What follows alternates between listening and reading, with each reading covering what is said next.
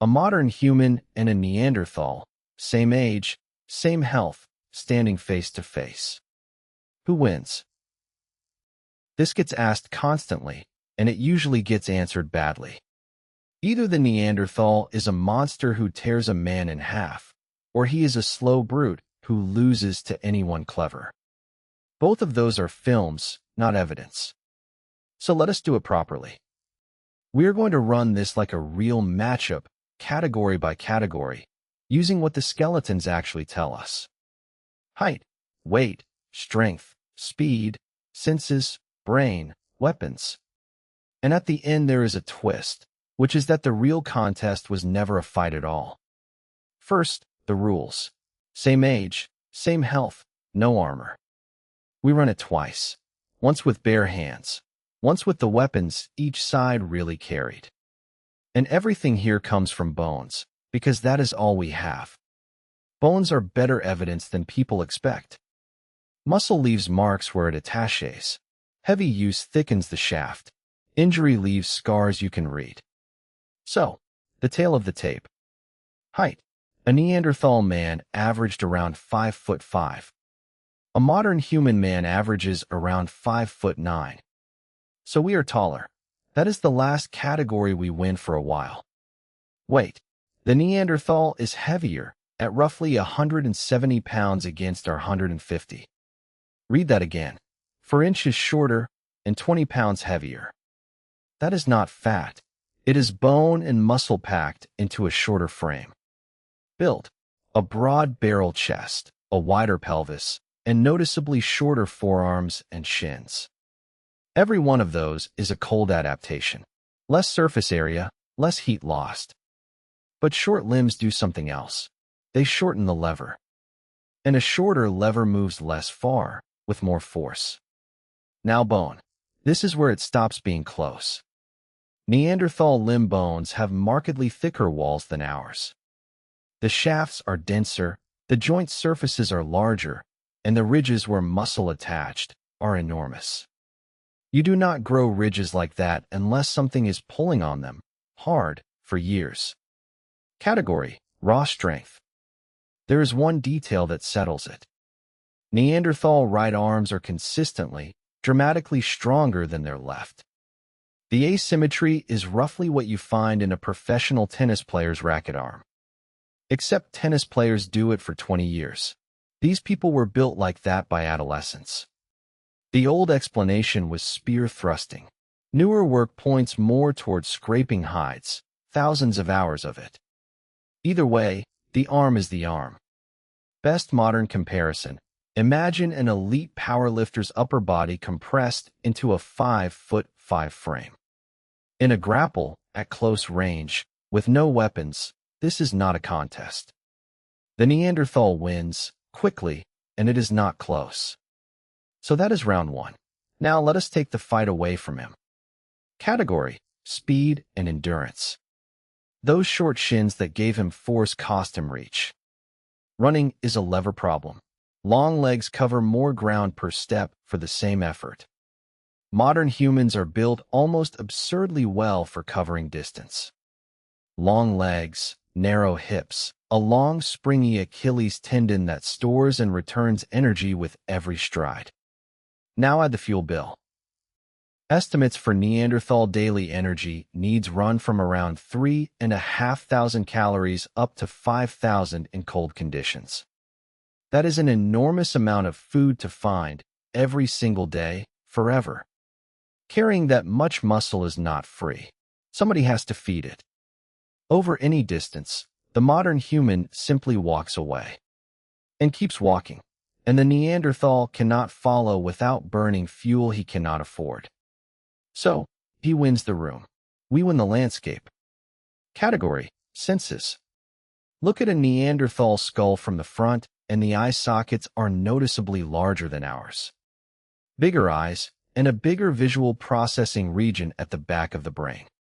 Living at high latitude means long dark winters, and they were built for seeing in poor light. In dim conditions, he sees you before you see him. But that upgrade came with a bill attached, and it is a strange one. Category: the brain. start with the fact that surprises everyone. Their brains were not smaller. On average, a Neanderthal brain case held slightly more than ours does. So the brute story dies right there. But size is the least interesting thing about a brain. Layout matters more. One team argued that because so much of that volume went to vision and to running a heavier body, less was left over for everything else.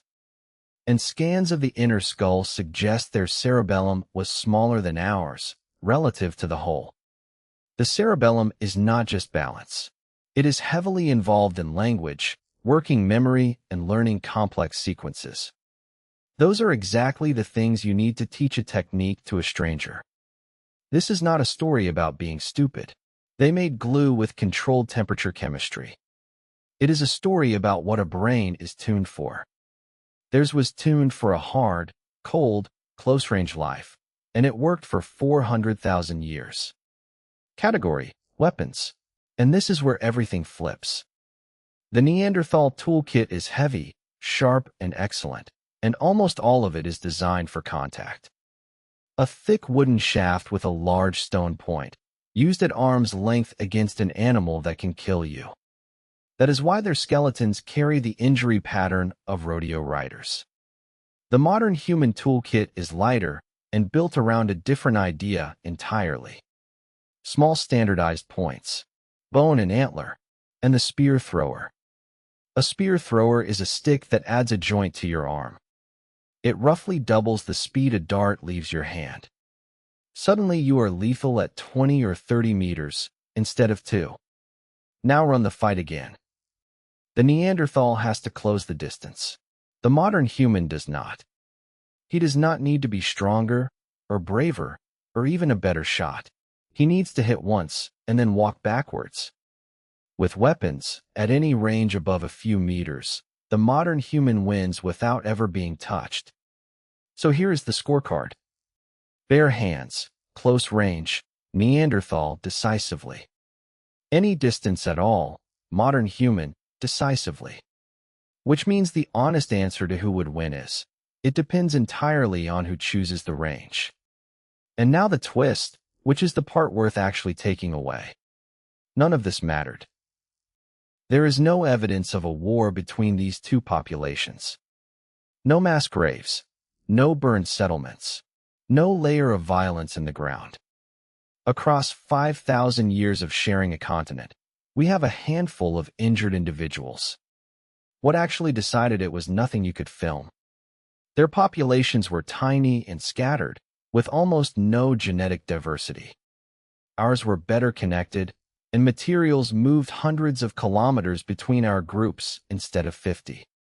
A network like that is insurance. A bad winter in one valley is survivable if you know people in the next one. And a very small edge in how many children survive, run across 1,000 years, erases a population without a single fight. The Neanderthals did not lose a battle. They lost a numbers game they never knew they were playing. Which makes the whole question a bit of a trick. We keep imagining a duel, because a duel is a story we understand. The real event was slower, quieter, and much stranger than that. Two kinds of human sharing a landscape for 50 centuries. Meeting, trading, probably, fighting, occasionally, and having children together often enough that it is still measurable in your blood today. So if you want a winner, here is the honest one. In a fight at arm's length, he wins. At 30 meters, you win. Over 400,000 years, he did fine. Over the last 40,000, we did better. And in the only scoreboard that ended up matching, the one written in DNA. It is not a win or a loss at all. Because if your ancestors came from outside Africa, part of him made it through. He is not the opponent in this story. He is roughly 2% of the person watching it.